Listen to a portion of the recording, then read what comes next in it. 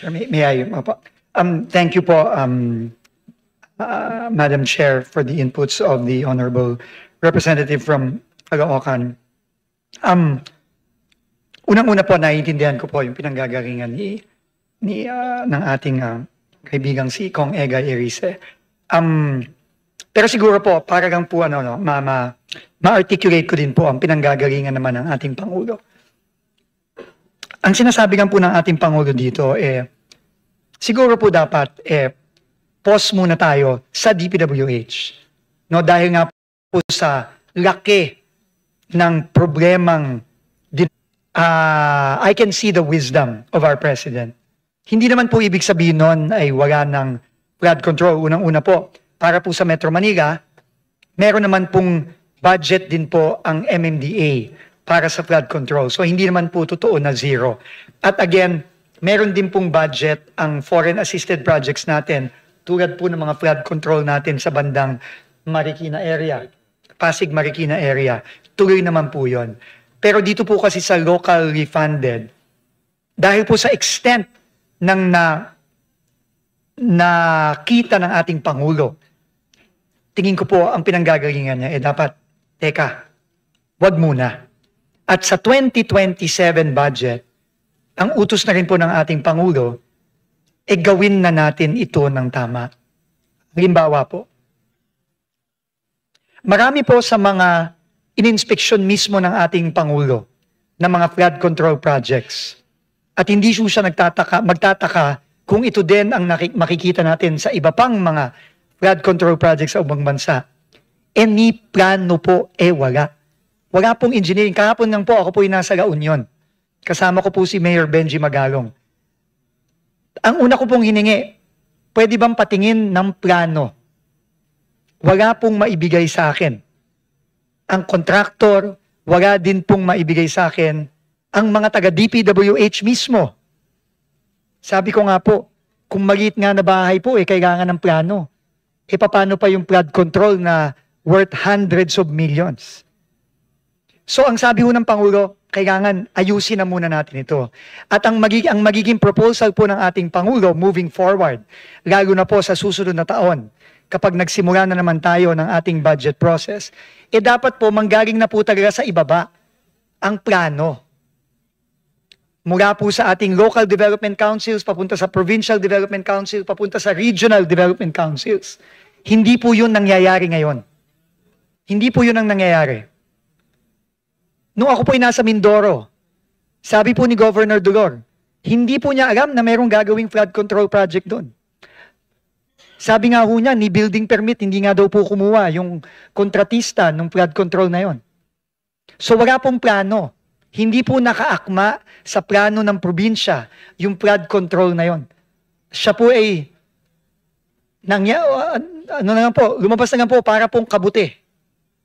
Yun po ang description ni Governor Dolor doon sa flood control sa Mindoro. So tingin ko po, yun po ang pinanggagalingan ng Pangulo. Reset po tayo. Yun po ang kanyang rekomendasyon. At sa 2027 budget po, gawin na po natin ang tama. Magsimula po ang pagpaplano sa local, papunta sa provincial, sa regional, at itama po natin yung obviously hindi po tamang sistema na nangyari nitong mga ilang taon nang lumipas dito, hindi lamang sa flood control, kundi sa iba pang mga proyekto ng DPWH. Madam Chair, just a short rejoinder. Alam niyo po, yung MMDA po, walang absorptive capacity. Pangalawa, 4 billion lang po ang budget nila. At ang dredging po binigay nila natin sa DPWH, wala pong programa ang DPWH sa dredging. Alam niyo po, dito sa Metro Manila, hindi namin problema yung mga river basin dahil meron naman po kayong mga foreign assisted project. Ang problema namin dito yung 260 plus na mga waterways, mga natural waterways na punong-puno ng silt at basura. Ang ibig ko pong sabihin, ano ang gagawin ng gobyerno natin ngayon? Pababayaan ba natin na isang taon muli na hindi magagalaw itong mga natural waterways na ito?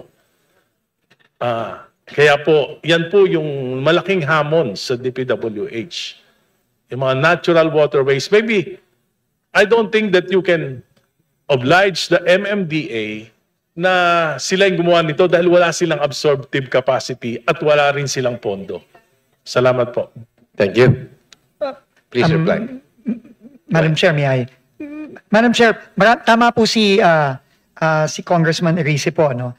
In fact, in-inform lang po ako ng ating team na para po sa dredging at desilting, pwede pong gamitin ang operational expenditure budget ng DPWH. Admin. So, pwede po natin gamitin ito at nakikita ko po ang importance po talaga nito. In fact, si Mr. Ramon Ang po mismo, siya nagsabi nga, siya nagagastos eh.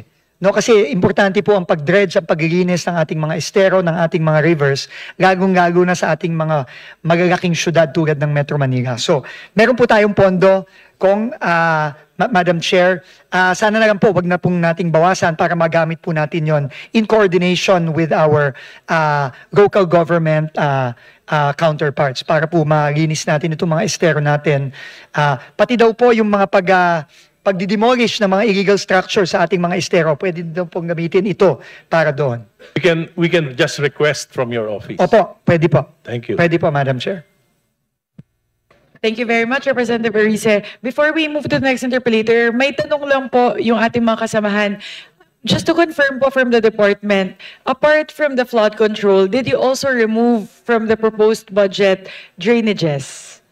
Kasi marami pong mga natanggal din po na drainage canals na locally funded. Ang pagka po kaparte siya ng mga road projects, no? Yung mga 001 projects natin, nandun pa rin po ang drainage component nung mga road projects na yon.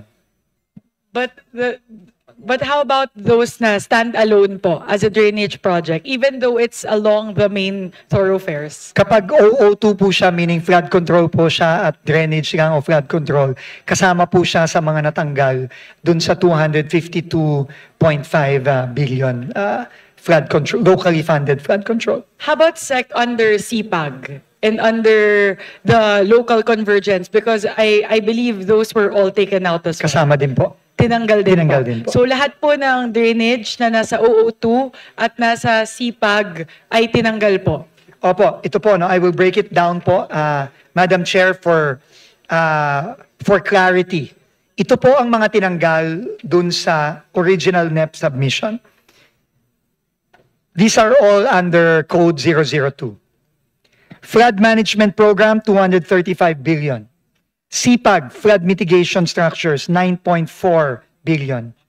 And BIP, Flood Mitigation Structures, 8 billion. For a total of 252.5 billion. Just to confirm, Sec, seawalls were also taken out. Kasama din po sa 002 yon, Madam Chair, I've been informed. So natanggal din po yan. Okay. Thank you, Sec Vin. Siguro, tignan lang po natin yung local drainage, especially under CPAG. Kasi yung iba po, in the absence of the overall, pag nasa main river basins, yung iba po kasi doon na talaga sa mga kabahayan, doon talaga pinakabumabaha. But at least po we have the confirmation of DPWH. Yun po kasi yung nakita namin, hindi lang locally funded flood control, but even the seawalls, even the drainages were all taken out from the proposal of DPWH. Thank you, Sec Vince. Thank you for the Yes. confirmation. Madam Chair, I was just given additional information. Basta po, pati po yung clearing ng drainage, yun po ay pwede din po nating kuhanin ang gastos doon from the operating expense budget ng DPWH. How much are we talking about, Sec Vince? Yung sinabi niyo po kay Kong Egay at yung sinasabi niyo po na pwedeng paghugutan for the desilting of local drainages, magkano po yun? Is it Madam- substantial? Madam Chair, if you would give me a few seconds to get the numbers.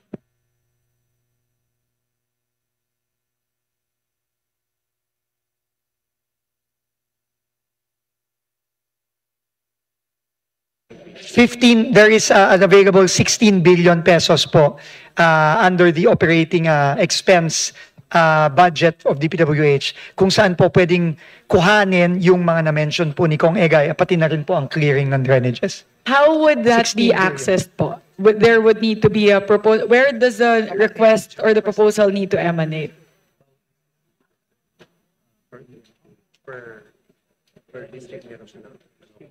Opo.